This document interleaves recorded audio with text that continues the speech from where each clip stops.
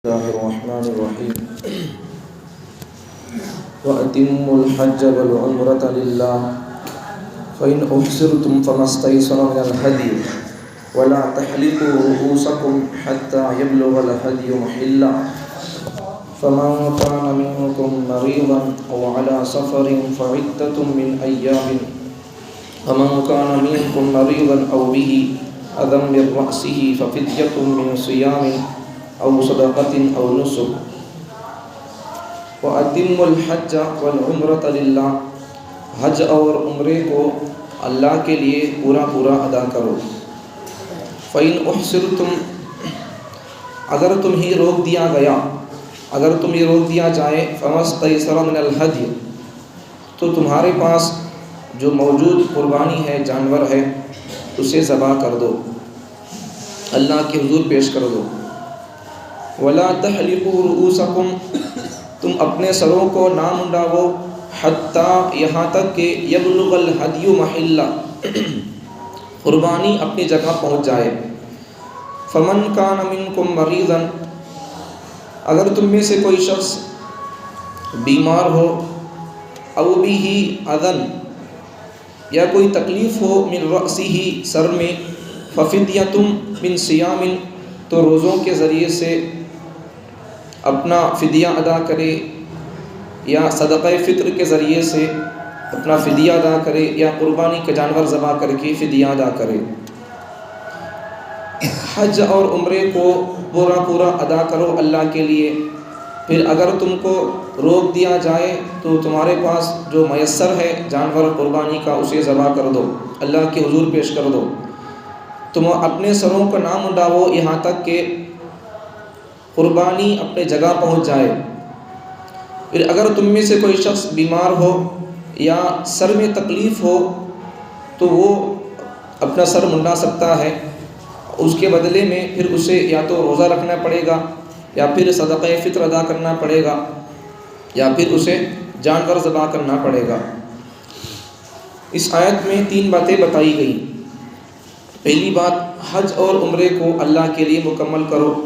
دوسری بات اگر حج اور عمرے کا احرام باندھ لیے لیکن بعد میں روک دیا گیا تو پھر ایسی صورت میں روک دیے جانے کی صورت میں تمہارے پاس جو جانور موجود ہے قربانی کا اسے ذبح کر دو، اللہ کے حضور پیش کر دو.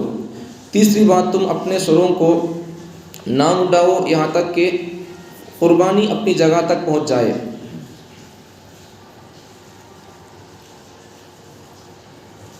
حج اور عمرے کے احکام اللہ تعالیٰ بیان فرماتے ہیں. کل ایک دعا بتایا تھا، وہ حضرت عمر رضی اللہ عنہ کی دعا شہادت کی موت کی تمنا کے لیے. تو اس میں ایک لفظ اللہم اجعلنا کہا تھا. اللہم اجعلنا نہیں ہے، اللہم ارزقنا ہے. اللہم ارزقنا شہادتا فی سبیلک واجعل موتنا ببلد رسولک. تو یہاں آج کے سبق میں حج اور عمرے کے احکام وغیرہ اللہ تعالیٰ ارشاد فرماتے ہیں. تو جس طرح روزہ ایک اہم فریضہ ہے، نماز ایک اہم فریضہ ہے، تو ایسا حج بھی ایک اہم فریضہ ہے، اسلام کا اہم رکن ہے. تو یہاں اسے سیکھنا پڑتا ہے. سیکھ کے بغیر اس کے اندر بہت ساری غلطیاں ہو جائیں گی. تو پھر غلطیاں ہو جانے کے بعد پھر اس کو دوبارہ یا تو روزہ رکھنا پڑے گا یا پھر جانور ذبح کرنا پڑے گا، صدقہ ادا کرنا پڑے گا. یہ ساری چیزیں آ جائیں گی. اس لیے ہر چیز بھی سیکھ کر کرنا پڑتا. نماز وغیرہ بھی، دوسرے احکامات وغیرہ بھی سیکھ کر کرنا پڑتا. نماز میں کوئی غلطی ہو گئی تو پھر وہاں جرمانہ، اور وہاں کیا ہے جو سزا کے طور پر، جرمانے کے طور پر کیا ہے، نماز کی تکمیل کے لیے سجدہ سہو ادا کر لیتے ہیں. واجبات چھوٹنے پر، فرائض چھوٹنے پر نہیں. فرائض اگر چھوٹ گئے تو پھر نماز دہرانا پڑے گا. واجبات چھوٹنے پر سجدہ سہو سے نماز کی تکمیل ہوتی ہے.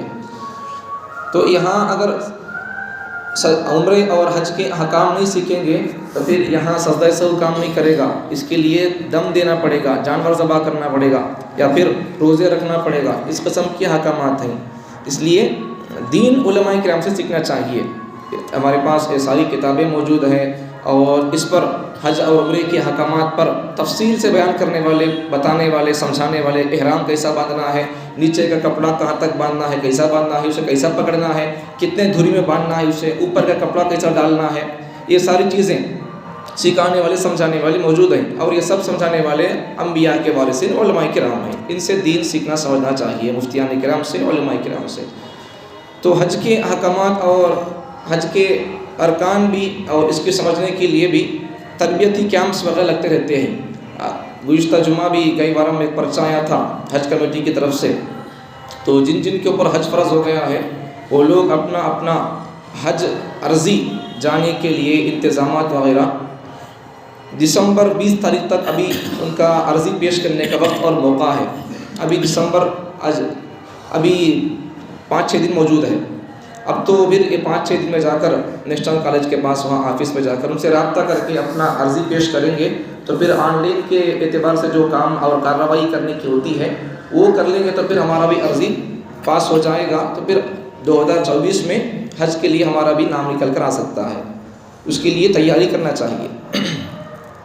تو حج کے احکامات بڑے تفصیل سے بڑے لمبے چوڑے ہیں، اور یہ حج کا عنوان بھی اتنا لمبا چوڑا ہے کہ بزرگوں کی کتابیں موجود ہیں، کتابیں بھی چھوٹی 50 صفحے کی، 100 صفحوں کی نہیں، بڑی بڑی احکامات، بڑے بڑے لمبے لمبے عنوانوں پر، بڑے بڑے طویل اور عریض، جیسا روزے کے احکامات پر، روزے کے فضائل مسائل پر ایک مفتی صاحب کی کتاب موجود ہے، تقریباً 700 صفحات کی کتاب موجود ہے۔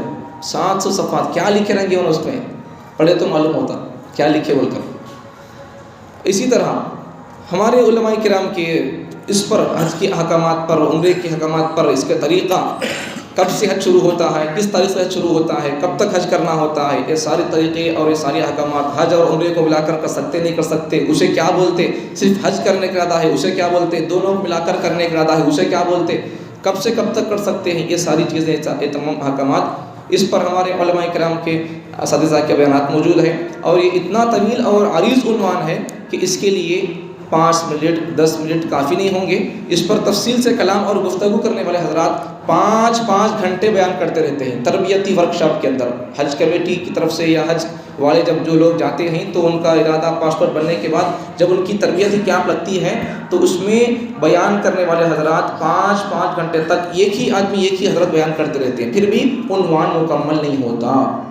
سمجھ میں آ رہی بات؟ اتنا لمبا چوڑا عنوان ہے، 5 منٹ میں کیا بول دو اسے بھائی، سمجھ میں آ رہی بات؟ تو ویسے جو سینئر اور جن کو تجربہ ہے تو ایسے علماء کرام سے ہمیں یہ تمام احکامات سیکھنا، سمجھنا اور ان کی تربیت میں رہ کر ایک ایک چیز معلوم کر کے سمجھنا چاہیے، ورنہ پھر ہمیں اگر حج اور عمرے کے لیے سیکھے بغیر چلے گئے تو پھر وہاں جا کر کیا کرنا تھا نہیں کرنا تھا معلوم نہیں ہو گیا، تو پھر نہیں کرنے کے کام کر لیں گے تو پھر ہمارے اوپر دم واجب ہو جائے گا، خون مطلب جان پر ذبح کرنا پڑے گا، پھر نہیں بولے تو پھر وہ ہمارے اوپر سے ویسا ہی واجب رہتا ہے، ادا نہیں ہوگا۔ یہ ساری چیزیں ہوتی ہیں، یہ تمام چیزیں ادا کرنا پڑے گا، سیکھنا سمجھنا پڑے گا۔ تو ہمارے حضرت استاد محترم حضرت مولانا پی ایم محمد مزمل صاحب بھی آج سے چند دن پہلے کرنول کو ایک مرتبہ حج جا رہے تھے لوگ، تو اس وقت بھی حضرت تشریف لائے تھے۔ حضرت حج کے عنوان پر احرام باندھنے کا طریقہ سب بتائے تھے، تو اس میں حضرت تقریباً 2 گھنٹے بیان کیے، لوگوں کو احرام کیسا باندھنا ہے یہ ساری چیزیں بتائے تھے۔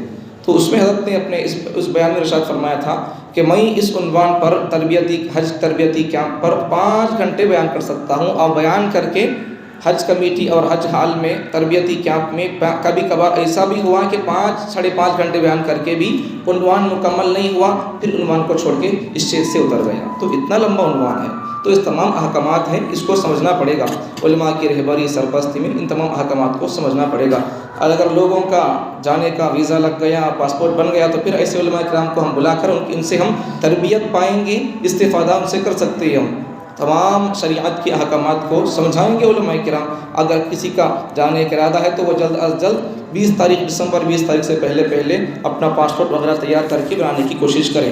آج تاریخ کتنا ہے؟ 13 تاریخ ہے، اب ایک وارم ہے، تو نیشنل کالج کے پاس آفس میں جا کر وہاں اپنا عرضی وغیرہ آن لائن جو کام کرنے کا ہوتا ہے ذمہ داریاں، وہ تمام ذمہ داریاں آپ ادا کر لیں گے تو پھر آپ کا پاسپورٹ تیار ہو جائے گا۔ کئی دن لگیں گے اس کے لیے، کئی مہینے لگیں گے، اور ذی الحجہ کا مہینہ آنے تک وہ آپ کا پاسپورٹ وغیرہ کام بننے کا بن جائے گا، تو پھر اس کے بعد ہم حج کے بارے میں جانے کے احکامات وغیرہ تربیتی کیمپس وغیرہ لگتے ہوں گے، تو پھر جہاں جہاں تربیتی کیمپ لگیں گے وہاں جا کر ہم احرام کیسا بننا ہے، کب سے حج کرنا ہے، کتنے دن کا حج ہوتا ہے، کتنے احکامات ہوتے ہیں، کب کون سی تاریخ میں کہاں رہنا ہے، کتنی نمازیں کہاں پڑھنا ہے، یہ ساری احکامات جب ہمارا پاسپورٹ بن جائے گا تو پھر اس کے بعد ہم سیکھنے میں سمجھنے میں آسانی ہوگی۔ تو اس لیے اب پیغام ہمارے لیے ہے کہ ایک وارم کا عرصہ ہے ہمارے پاس، ایک وارم ہے، تو جن جن کے اوپر حج فرض ہے وہ لوگ اپنے حج کی تیاری میں لگ جائیں، اپنا پاسپورٹ اور ویزا وغیرہ تیار کرنے میں لگ جائیں۔ لوگوں کے اندر ایک غلط فہمی لگ گئی ہے، کچھ لوگ وہ دو قسم کے لوگ، ایک وہ جو لوگ اجمیر کو جاتے ہیں یا وہاں جا کر ان کے نام پر درود پڑھنا، وہاں جا کر زیارت کرنا بول کر جانے والے لوگ، ایک قسم کے لوگ تو یہ۔ دوسرے قسم کے لوگ وہ ہمارے ساتھیاں نظام الدین جانے والے لوگ، دونوں سے کچھ غلط فہمی ہوتی ہے۔ اب جو لوگ اجمیر جاتے ہیں وہ لوگوں کا کہنا کیا، اجمیر کو 7 مرتبہ چل گئے تو حج کرنے کی ضرورت نہیں ہے، ایسا بول دیتے ہیں۔ اور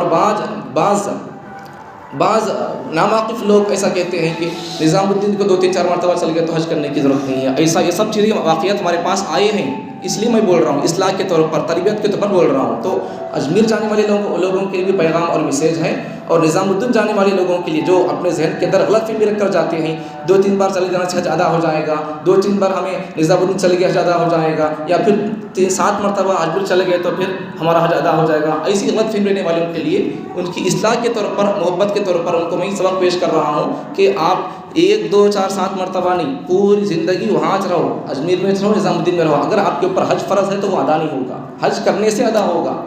سمجھ میں آ گئی بات؟ تو ہمارے عام لوگوں میں اس قسم کا وہم تھا، اس قسم کا خیال تھا، اور ایسے واقعات ہمارے پاس آئے ہیں، ہمارے اساتذہ کے پاس، ہمارے پاس اس قسم کے واقعات لوگ لے کر آئے ہیں، شکایتیں لے کر آئے ہیں۔ تو اس لیے تربیت کے طور پر کہہ رہا ہوں کہ ہم جہاں حج کرنا ہے، جہاں جانا ہے، وہاں وہ بھی 1 مرتبہ جانے سے حج ادا ہوتا ہے، جانا ہے وہاں حج ادا کرنا ہے۔ اس کے علاوہ حج آپ کہاں بھی جائیں گے دنیا میں، کتنے بڑے ولی کی قبر ہو، نبی کی قبر ہو، وہاں حج ادا نہیں ہوگا، مکے کو جا کر ہی حج ادا کرنا پڑے گا۔ تو یہ سب چیزیں سیکھنے کی ہوتی ہیں، تربیت کی ہوتی ہے۔ امت علم نہ ہونے کی وجہ سے بہت ساری غلط فہمیوں کے اندر، وہم و گمان کے اندر مبتلا ہو گئی ہے۔ تو علم کی ضرورت ہے، سیکھنے کی ضرورت ہے۔ اللہ تعالیٰ مجھے اور آپ کو جن جن کے اوپر حج فرض ہو چکا ہے، 1 ہفتے کا ٹائم ہے، 20 تاریخ تک نیشنل کالج کے پاس جا کر وہ لوگ اس کی تیاری اور اپنی ذمہ داری اور پاسپورٹ وغیرہ کی تیاری کر لیں، اس کے بعد آگے کی کارروائی جاری ہو جائے گی۔ اللہ تعالیٰ مجھے اور آپ کو جن جن پر حج فرض ہو چکا ہے وہ لوگ اپنی ذمہ داری اور اپنا پاسپورٹ وغیرہ 1 ہفتے کے اندر اس کی کارروائی کیا ہوتی ہے، اللہ تعالیٰ اس کی کارروائی میں اللہ آسانی فرمائے۔